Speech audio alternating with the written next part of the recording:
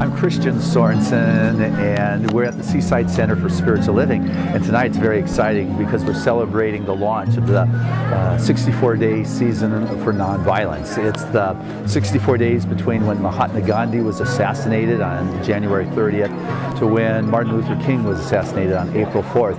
And in these 64 days, we're practicing the teachings of nonviolence.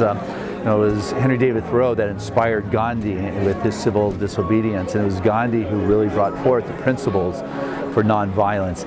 And with those kinds of ideals and approaches, they were able to transform nations. And so what an amazing time that, with the eruption going on in Egypt and Tunisia, to be able to think we're uniting this evening in the consciousness and the awareness of peace, and that it's really a possibility, and that through peace there can be major shifts.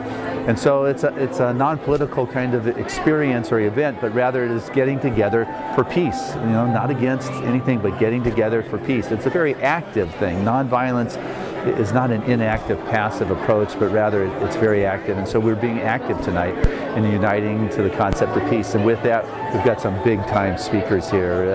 They're sharing stories that will just make your heart just ache to hear some of the things that are going on, and yet also bring the possibilities for healing in the shift. So stay tuned.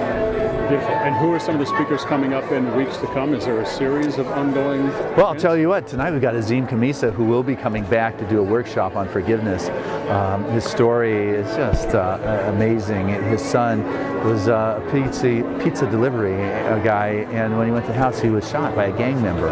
And a horrific situation, yet Azim chose forgiveness as opposed to revenge, and he united with the guy who shot him's grandfather, and together they have gone around the nation and the planet talking about forgiveness. And so forgiveness is really one of the viable options for healing. And we have also speaking tonight are some representatives from the Free the Slave Foundation who will be coming back also to do a workshop.